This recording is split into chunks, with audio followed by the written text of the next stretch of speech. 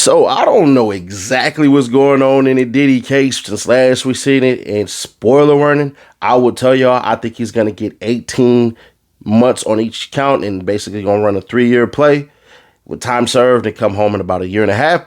But they just said something wild, and we got to get into all of this. Let's go. United States District Court, Southern District of New York, United States of America versus Sean Diddy Combs, reply memorandum of law in further support of defendant Sean Combs' renewed motion for judgment of acquittal or, in the alternative, a new trial. You gotta be kidding me. But he said, nah, you know what? Let's do it all over again. Now, here's what they're just going to give is the introduction. It says the prosecution spent too much trying to prove that Sean Combs was an ex-trafficker who ran violent racketeering enterprise. Who ran a violent racketeering enterprise. It failed. The jury rejected its narrative. It found that Combs' girlfriends willingly participated in the acts and that he was no racketeer. The remaining Mann Act charges should never have been brought and wouldn't have been brought absent the failed charges.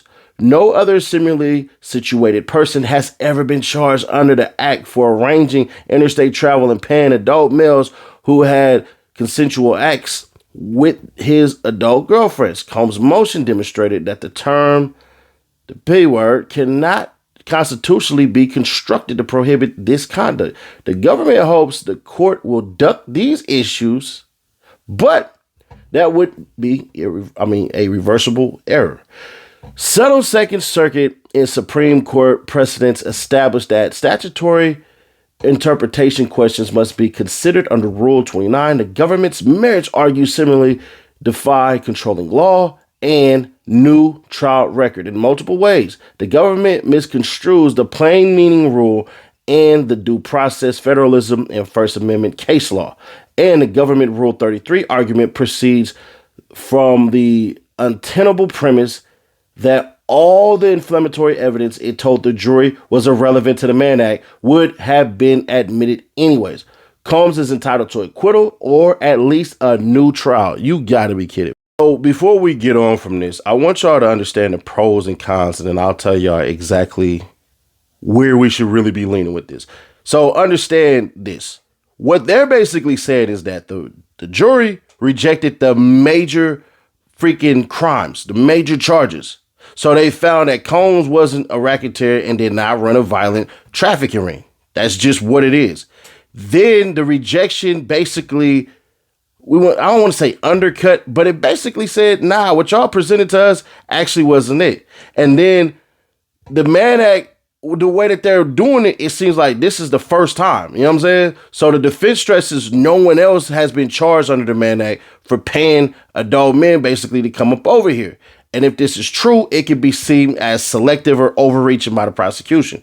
Now, I ain't gonna hold you. That's a hell of a thing that they're trying to run here, because what they're doing is they're going, like we told y'all, line by line to see what applies. Well, when the lines get shorter, they get to go ahead and do all type of case law. The amount of lawyers working on this are the ones who destroy prosecutors every freaking day. So you have the constitutional arguments basically saying, when they use that P word, it's vague. It ain't really, you know what I'm saying? You're not really even seeing it nowhere. So it's like, bro, this is a case by case basis. So when they talk about the due process clause and the federal principles and all that crap, it's like, yeah, where was the due process for this? Because we're not seeing this. So I don't know, bro. I don't know, bro, because Rule 29, the judgment of acquittal, challenges the sufficiency of evidence, and then Rule 33 challenges fairness and trial errors. So I don't know, bro. Like, the judge is gonna have to make a hell of a decision, and I just don't see him coming in fair for Diddy, because the way the government played this, they played this in front of everybody.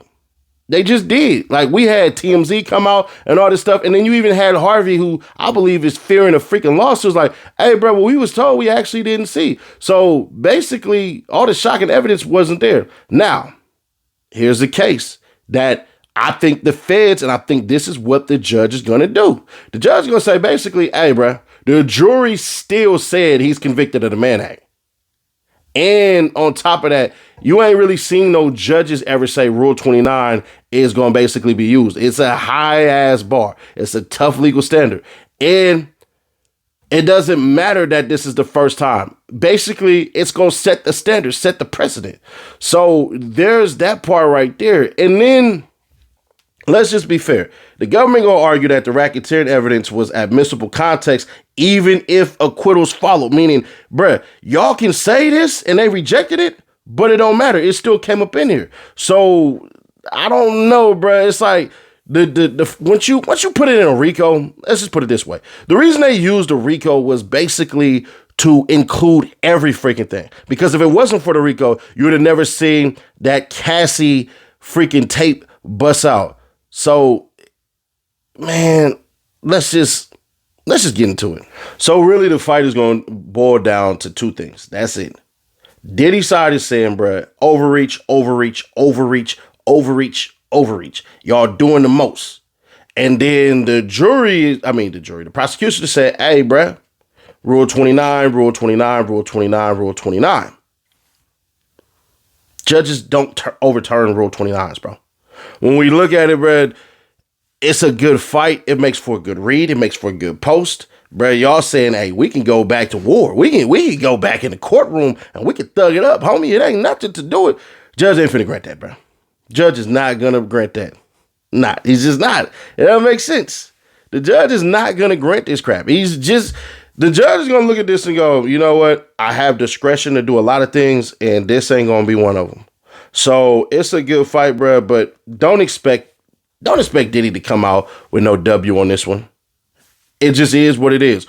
When they point out its novelty, bro, they basically saying like, oh, this is the first time. This is the first time. All right, we get all that crap. We get that it's the first time. But the issue with this being the first time is that the judge has to set a standard for the next time, because it's not a matter of if, it's a matter of when somebody else get done just like this. It's like, hey, man, the first time we had to prosecute somebody for a body. All right, cool. First time you had to prosecute somebody for M for hire. The first time you had to prosecute somebody for stealing certain things. Because let's just be fair. There has to be something. You didn't just walk in there and basically lose two freaking charges. You got two charges put on you. The Mann Act twice. They're not going to just let that fly. That doesn't make any sense. You can't say, all right, bro, listen. The prime example would be something like this. All right, bro, listen, we didn't say that you actually didn't do all of the crimes here. You actually got found of the lesser crimes and then you get to walk. That ain't how that go. You still got to pay for something. You still got found guilty of two charges. Two of the same charges at that. So at the end of the day, violation of the Mann Act, I think it's going to boil down to one count being 18 years, another count being 18 years, 36 turns into 3 years. You already been there for that long. Come out in about a year and some change, and then we'll see how that goes. That's my thoughts, but it don't matter about my thoughts fully. This is our channel, so y'all let me know. Do you think that Diddy should have even did that? But I told y'all there was gonna be a female rapper that was talked about. Hit right here to see exactly who that female rapper was. I'll give you a hint. It's Glorilla. And that Yeah Glow song, she might have to do another remix to it because, boy, Thugger, what are you doing?